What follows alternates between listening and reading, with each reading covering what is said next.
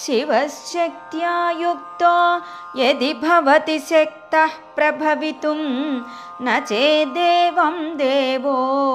न खलु कुशलः स्पन्दितुमपि अतस्त्वामाराध्यां हरिहरविरिं चादिभिरपि प्रणन्तुं स्तोतुं वा कथमकृतपुण्यः प्रभवति तनीयां सम्पांसुं तव चरणपङ्केरुहभवं विरिञ्चिः संचिन्वन् विरचयति लोकानविकलं वहत्येनं शौरिः कथमपि सहस्रेण शिरसां हरः संक्षुभ्यैनं भजति भसितोद्धूलनविधिम् अविद्यानामन्तस्तिमिरमिहिरद्वीपनगरी जडानां चैतन्यस्तबकमकरन्दश्रुतिझरी दरिद्राणां चिन्तामणि गुणनिका जन्मजलधौ निमग्नानां दंष्ट्रा मुररिपुवराहस्य भवति त्वदन्यः पाणिभ्याम् अभयवरदो दैवतगणः त्वमेका नैवासि प्रकटितवराभीत्यभिनया भयात्रातुं दातुं फलमपि च वाञ्छासमधिकं शरण्ये लोकानां तव हि चरणावेव निपुणौ हरिस्त्वामाराध्य प्रणतजनसौभाग्यजननीं पुरानारी भूत्वा पुररिपुमपि क्षोभमनयत् स्मरोऽपि त्वां नत्वा रतिनयनलेह्येन वपुषा मुनीनामप्यन्तः प्रभवति हि मोहाय महतां धनुः पौष्पं मौर्वी मधुकरमयी पञ्चविशिखाः वसन्तः सामन्तो मलयमरुदायो धनरथः तथाप्येकः सर्वं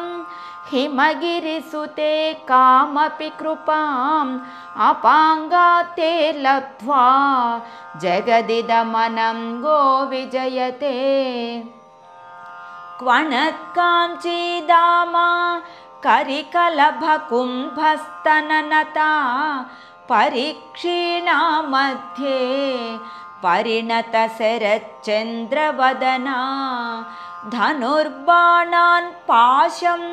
सृणिमपि दधाना करतलैः पुरस्तादास्तां नः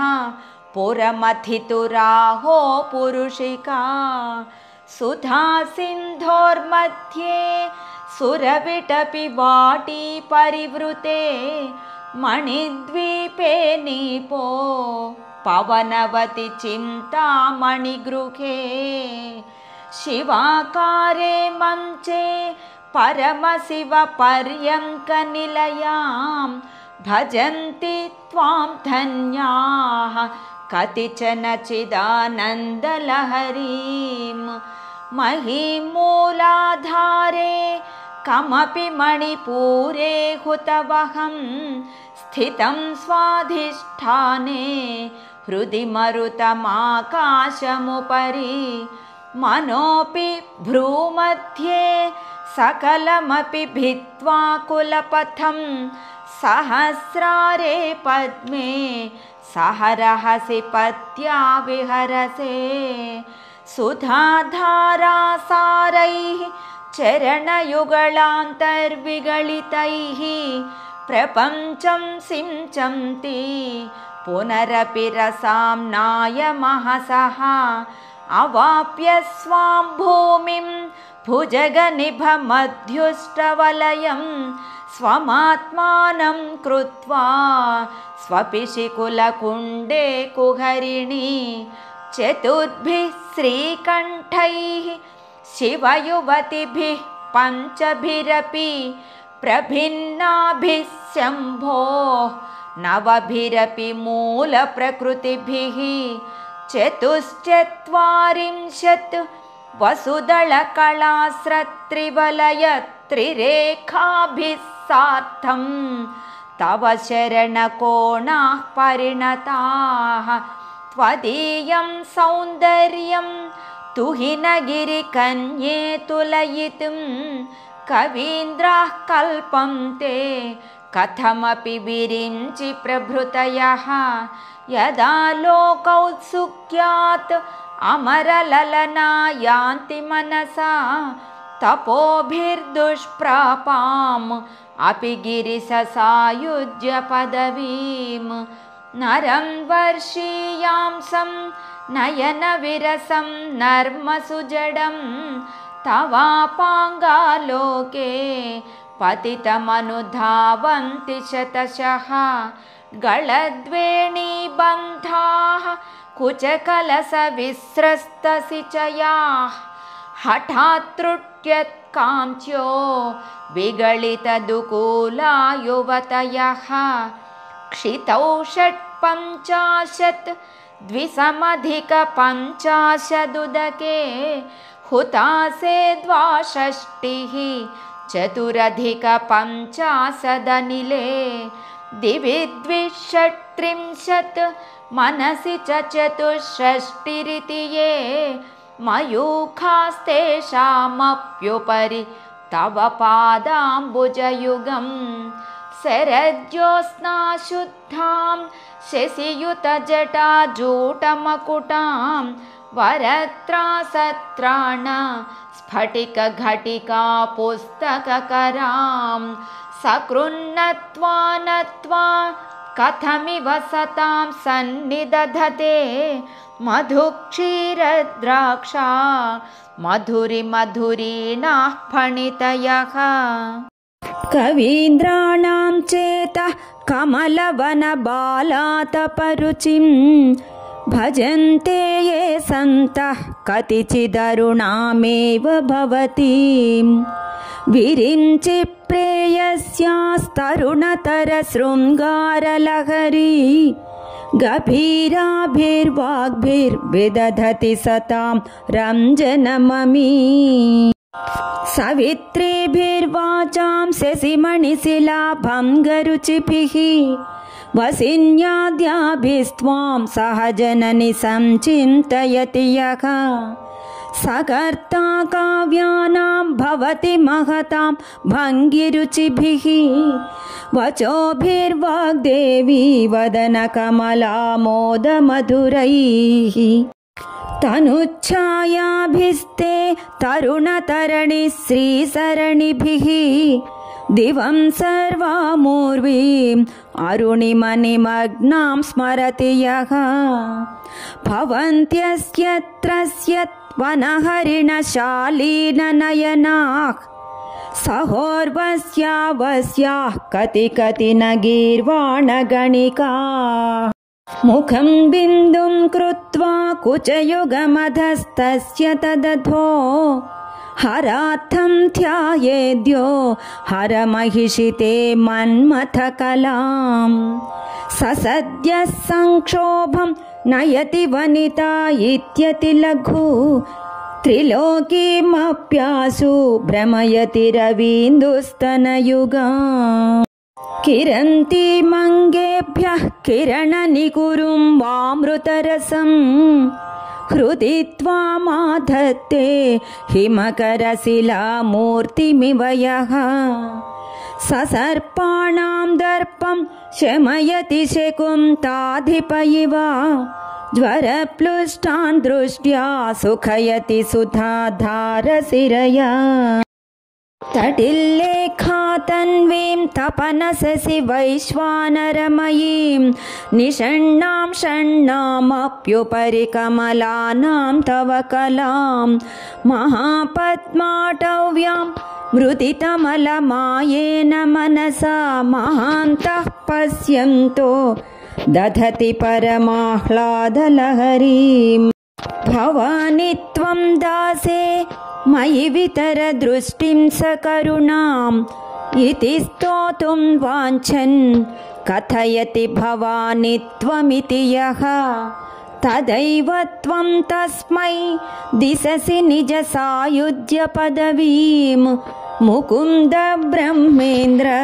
स्फुटमकुटनीराजितपदां त्वया हृत्वा वामं वपुरपरितृप्तेन मनसा शरीराढ्यं शम्भो अपरमपि शङ्के हृतमभूत् यदेतत्त्वद्रूपं सकलमरुणाभं त्रिनयनं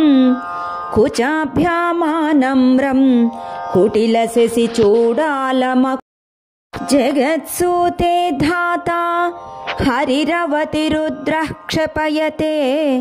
तिरस्कुर्वन्नेतत् स्वमपि वपुरीश स्थिरयति सदा पूर्वः सर्वं तदिदमनुगृह्णाति च शिवः तवाज्ञामालम्ब्य क्षणचलितयोर्भ्रूलतिकयोः त्रयाणां देवानां त्रिगुणजनितानां तव शिवे भवेत् पूजा पूजा तव चरणयोर्या विरचिता तथा हि त्वत्पादोत् वहनमणिपीठस्य निकटे स्थिता ह्येते सस्वत् मुकुलितकरोत्तं समकुटा विरिञ्चिः पञ्चत्वं व्रजति हरिराप्नोति विरतिं विनाशं कीनाशो भजति धनदो याति निधनं वितन्द्री माहेन्द्री विततिरपि सम्मीलितदृशा महासंहारेऽस्मिन् विहरति सति त्वत्पतिरसौ जपो जल्पः शिल्पं सकलमपि मुद्रा विरचना गतिः प्रादक्षिण्या क्रमणमशनाद्याहुतिविधिः प्रणामः संवेशः सुखमखिलमात्मार्पणदृशा सपर्यापर्यायः तव भवतु यन्मे विलसितम् सुधामप्यास्वाद्य प्रतिभयजरा मृत्युहरिणीं विपद्यन्ते विश्वे विधिशतमखाद्यादिविशदः कराळं यक्ष्वेळं कबलितवतः कालकलना न शम्भोस्तन्मूलं तव जननि ताटङ्कमहिमा किरीटं वैरिञ्चं परिहर पुरः कैटभभिदः कठोरे कोटीरे स्खलसि जहि जम्भारिमकुटं प्रणम्रे श्वेतेषु प्रसभमुपयातस्य भवनं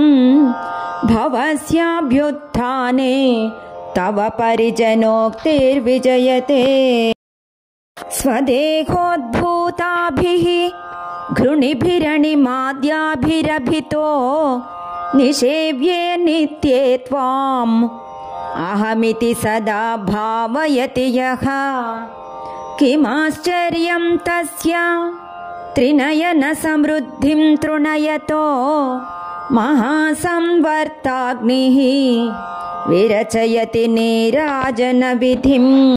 चतुष्षष्ट्या तन्त्रैः सकलमतिसन्धाय भुवनं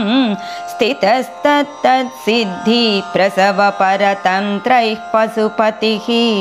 पुनस्त्वन्निर्बन्धात् अखिलपुरुषाद्धैकघटना स्वतन्त्रं ते तन्त्रं क्षितितलमवातीतरदिदम् शिवशक्तिः कामः क्षितिरधरविशीतकिरणः स्मरोऽहं सशक्रः तदनु च परामारहरयः अमीहृल्लेखाभिः तिसृभिरवसानेषु घटिताः भजन्ते वर्णास्ते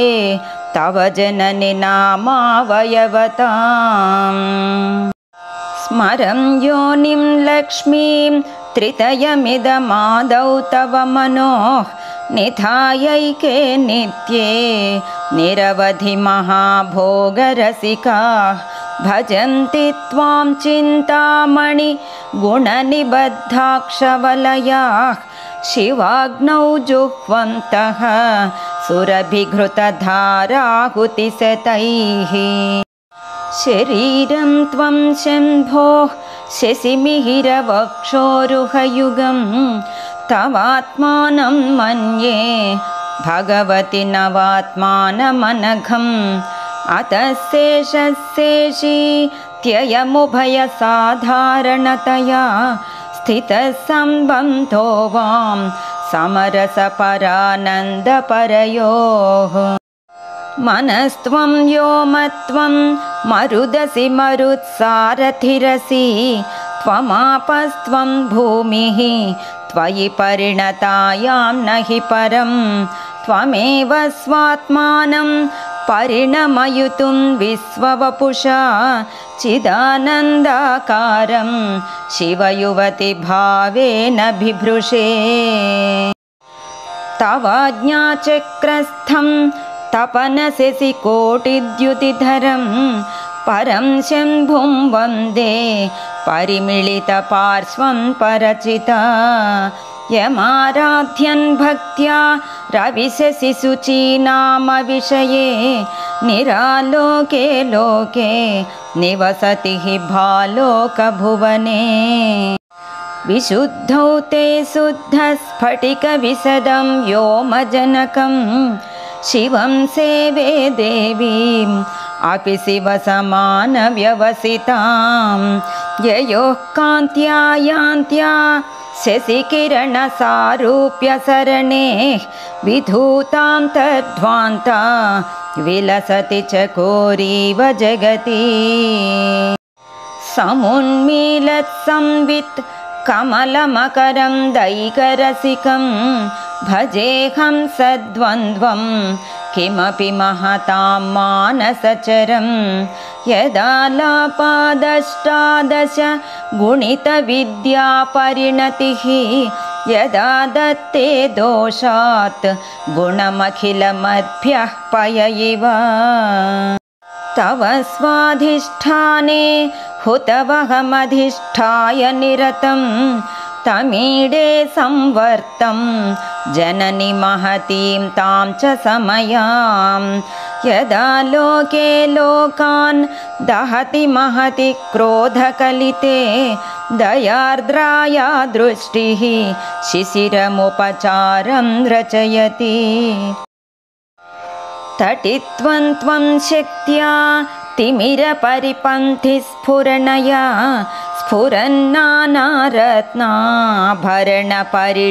स्फुरन्नानारत्नाभरणपरिणद्धेन्द्रधनुषं तव श्यामं मेघं कमपि मणिपूरैकशरणं निषेवे वर्षन्तं हरमिहिरतप्तं त्रिभुवनम् तवाधारे मूले सहसमयया लास्यपरया नवात्मानं मन्ये नवरसमहाताण्डवनटम् उभाभ्यामेताभ्याम् उदयविधिमुद्दिश्य दयया सनाथाभ्यां जज्ञे जनकजननी मज्जगदिदम् गतैर्माणिक्यत्वं गगनमणिभिः सान्द्रघटितं किरीटं ते हैमं हिमगिरिसुते कीर्तयति यः सनीडे यच्छायाच्छुरणशबलं चन्द्रशकलं धनुःसौनासीरं किमिति न निबध्नाति धिषणाम् धुनोतु ध्वान्तं नः तुलितदलितेन्दीवरवनं घनस्निग्धं श्लेक्ष्णं चिकुरनिकुरुम्बं तव शिवे यदीयं सौरभ्यं सहजमुपलब्धुं सुमनसो वसन्त्यस्मिन् मन्ये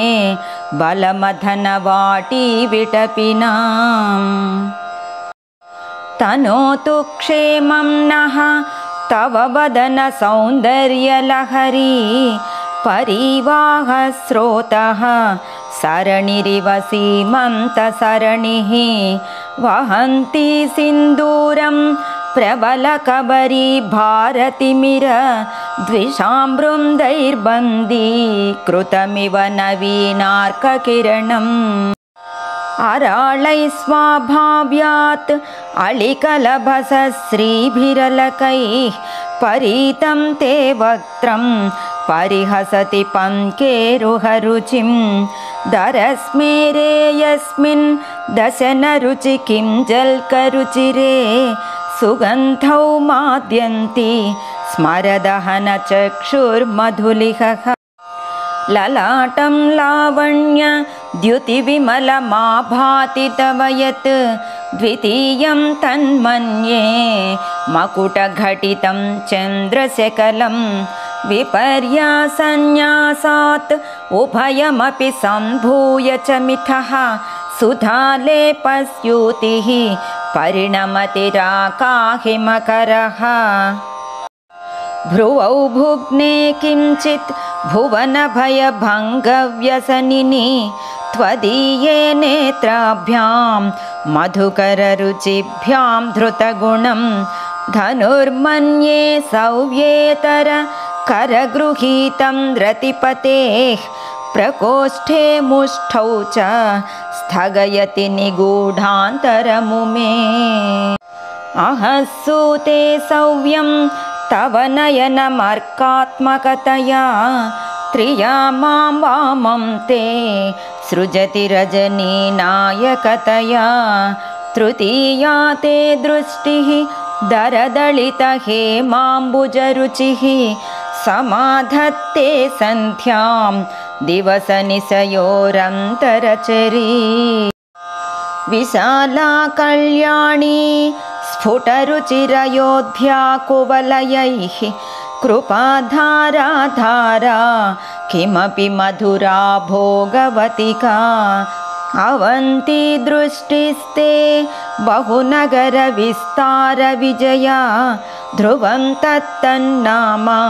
व्यवहरणयोग्या विजयते कवीनां सन्दर्भस्तवकमकरं दैकरसिकं कटाक्षव्याक्षेप भ्रमरकलभौ कर्णयुगलम् अमुञ्चं तौ दृष्ट्वा तव नवरसास्वादतरलौ असूया संसर्गात् अळिकनयनं किञ्चिदरुणम्